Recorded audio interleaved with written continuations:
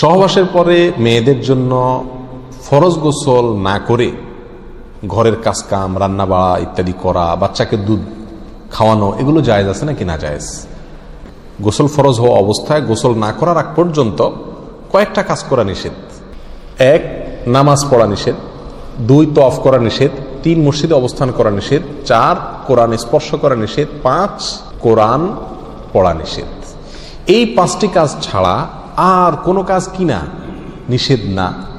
অতএব সহবাসের পরে কোনো মেয়ে, কোনো মহিলা তিনি যদি গোসল না করে, ফরজ গোসল না করে তিনি যদি কি করেন, গৃহস্থলীর কাজকাম করেন, রান্না বাড়া করেন, অন্য কাজকাম করেন, বাচ্চাকে দুধ খাওয়ান, এগুলো এই 5টি নিষিদ্ধ কাজের আওতায় যেহেতু নাই, অতএব সেটা জায়েজ আছে। আমাদের দেশে যত কঠোরতা সব মেয়েদের উপরে, ছেলেদের উপরে নাই। ছেলে গোসল ফরজ হয়েছে, 2-4 ঘন্টা শুয়ে রয়েছে বা এমনকি হাঁটাহাঁটি করছে, তাকে তেমন কেউ কিছু বলে না। সমস্ত চাপগুলা মেয়েদের উপরে। আর এই ফতোয়াগুলা মেয়েদের উপরে, ফতোয়াগুলা দেয়ও বেশিরভাগ মেয়েরাই। কথার কথা, ননদ আছে, শাশুড়ি আছে, বা অন্য কেউ আছে, বা জাল আছে, তো তারা খোঁচাইতে শুরু করে যে গোসল না করে বাচ্চাকে দুধ খাওয়াচ্ছে। কোনো বাচ্চা কানতে কানতে মরে যায় কিন্তু দুধ খাওয়ায় না, কেন? কারণ গোসল করে নাই। এগুলো না জানার কারণে হয়েছে। ফরজ গোসল না করে 5টি কাজ করা নিষেধ, এর বাইরে আর কোনো কাজ নিষিদ্ধ না। অতএব এমনকি আপনি রোজাও রাখতে পারেন, কি ফরজ গোসল না করে রাখতে পারেন বলতে সাহারি খেতে পারেন, সাহারি খেয়ে রোজা শুরু করতে পারেন।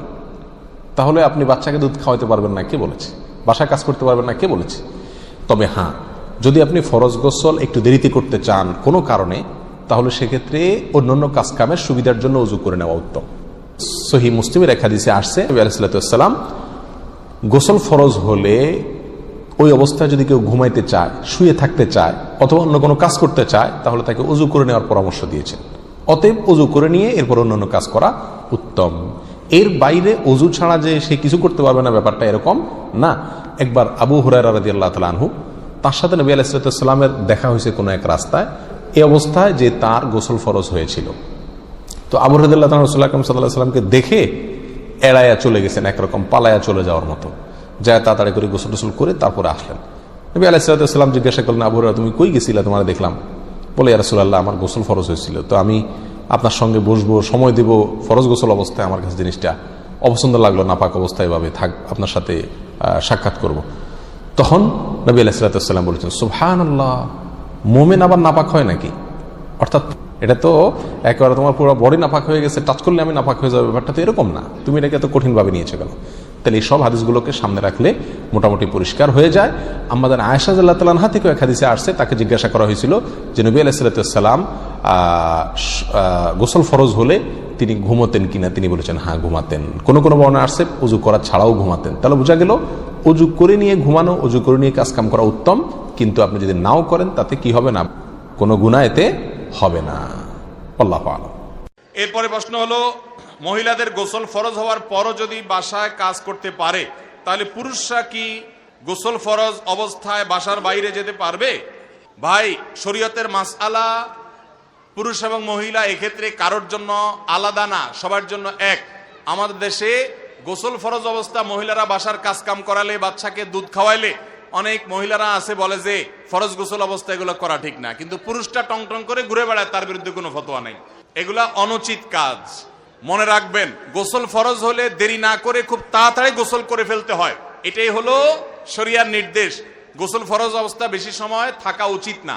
যদি আপনি থাকতে চান, রাত্রে গোসল ফরজ হয়েছে 12টায়, ফজরের আগে আগে আপনার করতে হবে, আপনি এখন গোসল করবেন না, ফজরের আগে করবেন, নিয়ত করছেন, ওকে, জায়েজ আছে। ঘুমাইতে চাইলে ঘুমাইতে পারেন, কিন্তু উত্তম হলো ওযু করে তারপর ঘুমাবেন। নবী করিম সাল্লাল্লাহু আলাইহি ওয়াসাল্লামের সুন্নাহ ছিল সেটা। অতএব আপনি অন্য কাজ করতে চাইলে করবেন, কিন্তু ওযু করে তারপরে করবেন, আর পরবর্তী ওয়াক্তের আগে আগে গোসল করে ফেলবেন, এটা হলো সুন্নাহ। আর যদি ওযু না করেন বড় কোনো গুনাহ হবে না, কিন্তু সুন্নাহর খেলাফ হবে। কোন স্বামী যদি তার স্ত্রীকে মরে যেতে বলে কথায় কথায়, তাহলে তার স্ত্রী কি করা উচিত? স্ত্রীকে যদি মরে যেতে বলে কোনো স্বামী, সেটা সন্দেহাতীত ভাবে ভালো স্বামীর কাজ না, এবং রাগের চোটে এই ধরনের কথা বলা মূর্খতা সুলভ কাজ, এটা উচিত না। অনেক মেয়ে মন খারাপ করে এ সমস্ত কথা বারবার বলতে বলতে আত্মহত্যার দিকে চলে যায়। এর জন্য তখন স্বামী আল্লাহর কাছে দায়ী থাকবে। এজন্য রাগের চোটে এই সমস্ত কথা বলা একেবারেই গর্হিত কথা। বাকি কেউ যদি বলেন তার স্ত্রীর উচিত ধৈর্য ধারণ করা, স্বামীর আনুগত্য করে, যে স্বামী যেহেতু মরতে বলছে তাহলে দেরি করে লাভ কি, সাথে সাথে স্বামীর আনুগত্য করলেন। তো এটা করলে আল্লাহর কাছে মার খাওয়া ছাড়া উপায় নাই, কারণ লা তাআতা লি মাখলুকিন ফি মাসিয়াতিল খালিক। আল্লাহর অবাধ্য হয়ে সৃষ্টি জগতের কারোর কথা শোনা যাবে না, সেটা স্বামীরও না, সেটা মা বাপেরও না। আল্লাহর কথার উপরে কারো নির্দেশ নেই। আল্লাহ তাআলা আত্মহত্যাকে হারাম করেছেন, বিধায় কেউ বললেও সেটা করা যাবে না। অভিমান করেও স্বামীর কথা এরকম কাজ করা যাবে না, বরং সবর করতে হবে, সম্ভব হলে তাকে বোঝাতে হবে। দাম্পত্য জীবনে এই অশান্তি বা কষ্ট, এই যে টিজ বা অত্যাচার, এগুলা একটা সময় থাকে না। প্রায় শতভাগ ফ্যামিলিতে, খুব রেয়ার কেস থাকতে পারে, শতভাগ ফ্যামিলিতেই সাধারণত একটা সময় এগুলো আর থাকে না।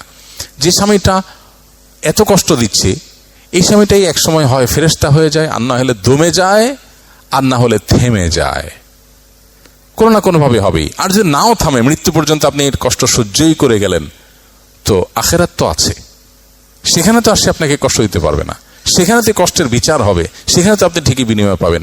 ইমানদারের সান্ত্বনা আছে, সেজন্য সে বেসবর হবে না। নিজের মৃত্যু কামনা করা ঠিক কিনা?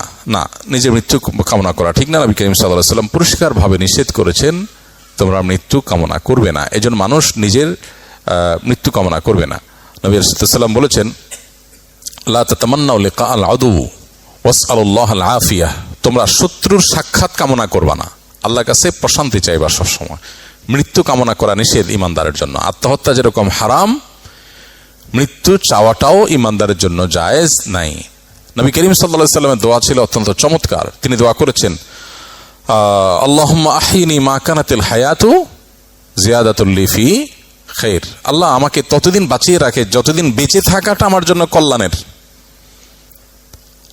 ওয়া আমিতনি, আমাকে মৃত্যু দান করেন, মা কানাল ওয়াফাতু মা কানাতিল ওয়াফাতু জিয়াদাতুল লি ফি খাইর, যখন ও মা কানাতিল ওয়াফাতু নাজাতুন মিনাশ শার আও কামা ওয়ারাদা ফিল হাদিস। অর্থাৎ যদি আমার কখনো মৃত্যুটা আমার কোনো ক্ষতি থেকে বাঁচার মাধ্যম হয়, মৃত্যু হলে বরং আমার মুক্তি হয়, তাহলে তখন আমাকে মৃত্যু দিয়ে দিয়েন।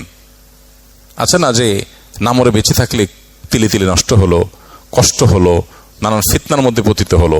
এই জন্য নবী সাল্লাল্লাহু আলাইহি ওয়াসাল্লামের দোয়াটাই ছিল যে আল্লাহ ততদিন আমাকে হায়াত দেন যতদিন হায়াতটা আমার জন্য কল্যাণের হয়, তখনই আমাকে মৃত্যু দেন যখন মৃত্যুটা আমার জন্য কল্যাণের হয়। তো এইভাবে ইমানদার দোয়া করবে। মানুষ অনেক সময় কষ্টের কারণে, হতাশার কারণে তৎক্ষণাৎ মৃত্যু চায়, আল্লাহ আমি মরে যেতে চাই, আর বাঁচতে চাই না, আমাকে তো মৃত্যু দিয়ে দাও। এগুলো রাগের কারণে হয়। রাগের কারণে মানুষ এভাবে আল্লাহর কাছে মৃত্যু কামনা করা উচিত নয়।